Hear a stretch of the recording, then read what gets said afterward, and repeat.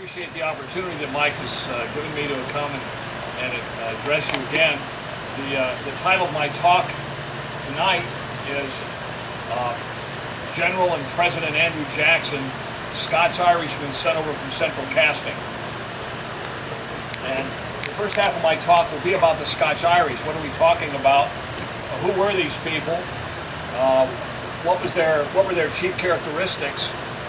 Why are they called Scots-Irish, and what were they like? How are they relevant to America? And then, indeed, how does Andrew Jackson exemplify, in many ways, the Scots-Irish immigration that came to this country starting around 1714 and going up through the time of the War for Independence and then even afterward. It's interesting that after the War for American Independence, those who were called the Irish, or the Scots-Irish as they became known historically, were no longer called that.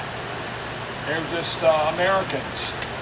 And it's because the Scotch-Irish, in many ways, defined what an American was. They defined the American culture in many ways, and no longer were called by some sort of ethnic derivation. I managed to forget my glasses, so I borrowed these darling glasses from my wife, and you're just going to have to excuse that particular sartorial look. It's far from splendor this evening.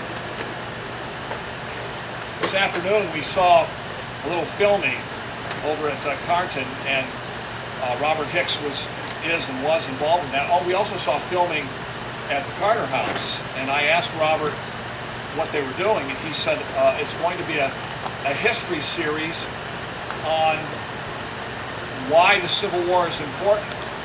Why should we commemorate the war between the states? The sesquicentennial is coming up. Well, that's exactly the question to ask. Because I talk to a lot of people about American history, and they have very little interest. And they say, why should we be interested in that? That's things that happened in the past are not relevant to us. And that presentist, postmodern mindset is the prevailing one in our country at this time. And so celebrating the sesquicentennial, commemorating the sesquicentennial, the war between the states, is a very important thing to do. And most Americans say, so what? And that's the question that they hope to answer in this mini-series that's being filmed in this area by a local filmmaker from Nashville. So it should be quite interesting. I'm looking forward to seeing how that goes.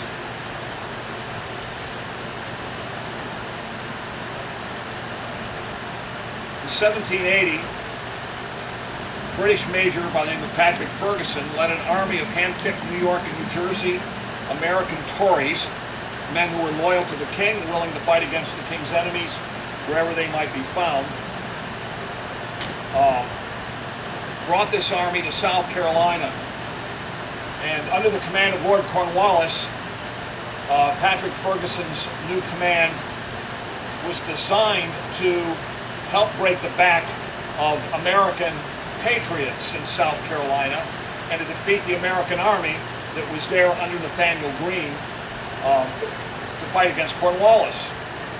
And this loyalist army, all of them Americans, but under the command of the Scotsman Patrick Ferguson, moved westward into the Carolinas and made a proclamation to the people that lived on the western slopes of the Appalachians. Those people were of Scots-Irish heritage.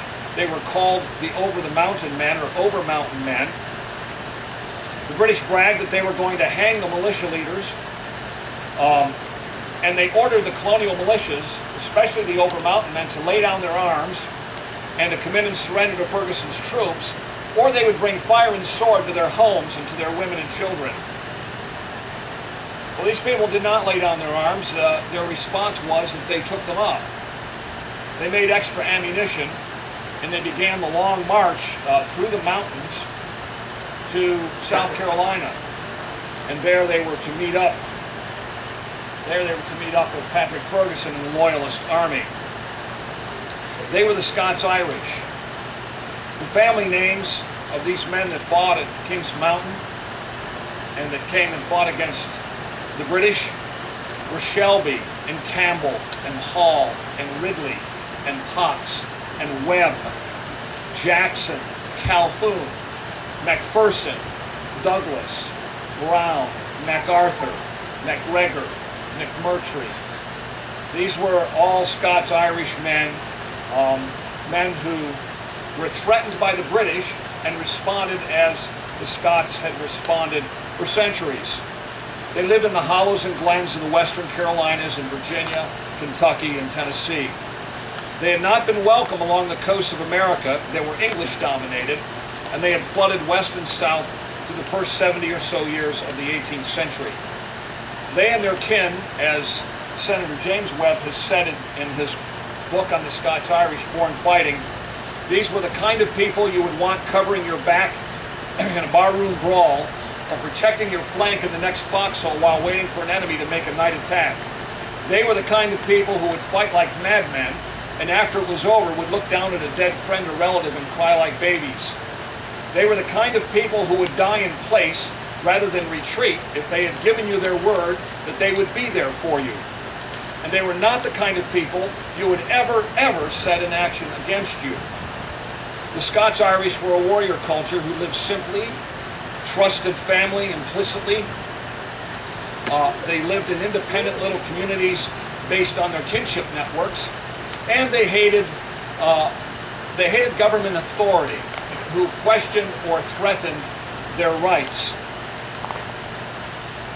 They also brought with them a Calvinistic orthodoxy that no other group in American history, other than perhaps the first generation of Puritans, could even remotely be compared to.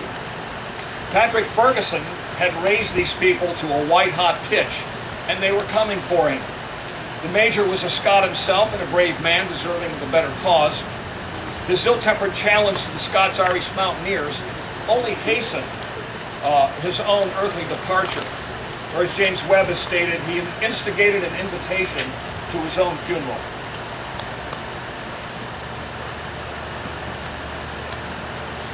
Okay.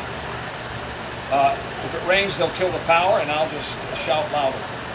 And if it starts to lightning, people that are outside come in, and nobody touch one of these poles. Okay.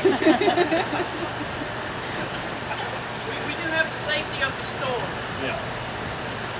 Thus began the final campaign that resulted in the loss of America's British American Empire. The British Major heard that an army was coming after him, and he established a defensive line along a ridge, which is called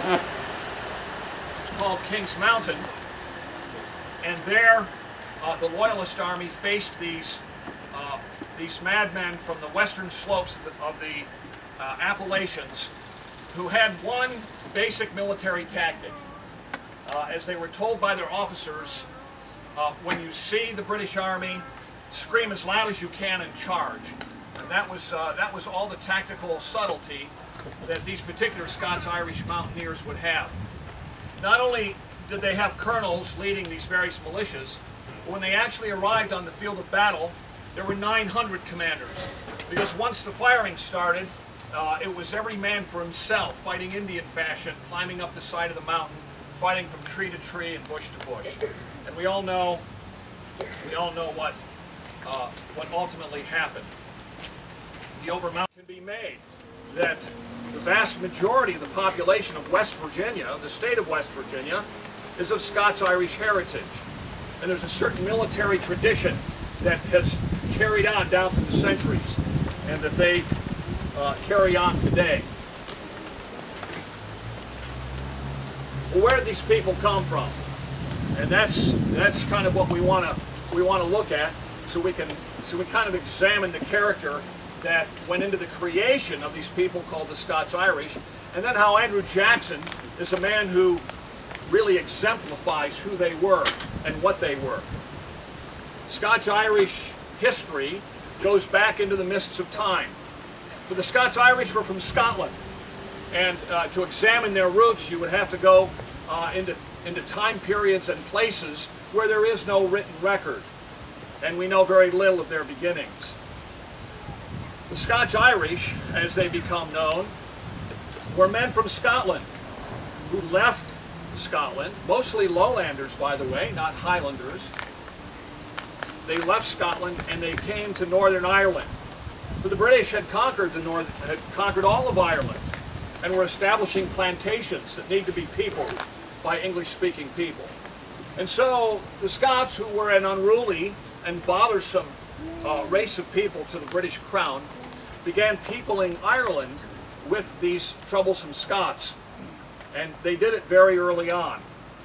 So the Scots that came to Ireland and settled there, whether on plantations or otherwise, eventually, whether one generation there or 5 or 6 generations there, many of them eventually migrated to America during the American colonial period. Many of them came, in fact most of them came after 1714.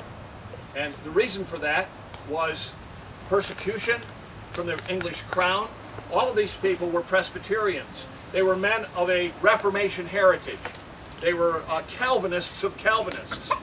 And they were strict ones. And as they were persecuted by the Church of England, they reacted by moving and by migrating. Also, there was economic dislocation in Scotland.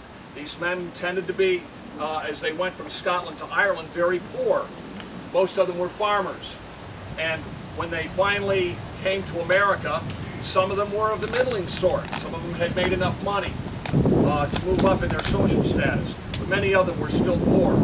There were certain things that characterized them that was going to carry on from generation to generation. One was the tenacity and the willingness to die for their beliefs. And that goes back a long way, but it gained added impetus during the Reformation, when all of these lowland Scots, or most of the lowland Scots, abandoned their day. The women in linen skirts with a plait draped over their heads and pinned across the bosom and falling to their knees. Some would be shoeless. They'd be carrying few possessions, weapons certainly, and perhaps a few days' supply of the ever vital oatmeal to be mixed with milk into porridge or with water into gruel. They'd be traveling not simply in families but in groups of families, on their way to settle in little pockets of farmland that their lairds had marked out for them. There are seats up here. If somebody wants to get out of the rain, we have more room.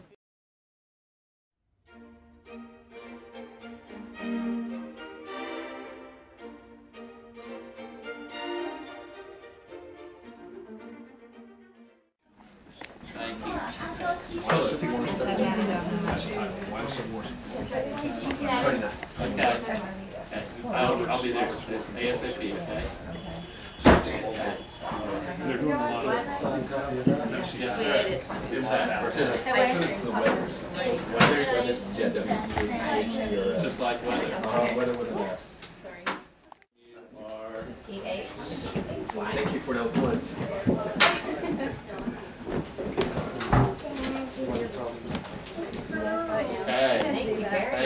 Thank you. We were ill prepared to do that. Just kind of big. Hey, do we have any school lights left? I didn't get outside. Can you guys have this? Before you take Sorcre's position, can you go get my wife and tell her to bring all her people in here? Do you know what my wife looks like? So you need a 10 and 5? Those are our Cool. Excellent. You're finished, Robert. Go back. Make some money.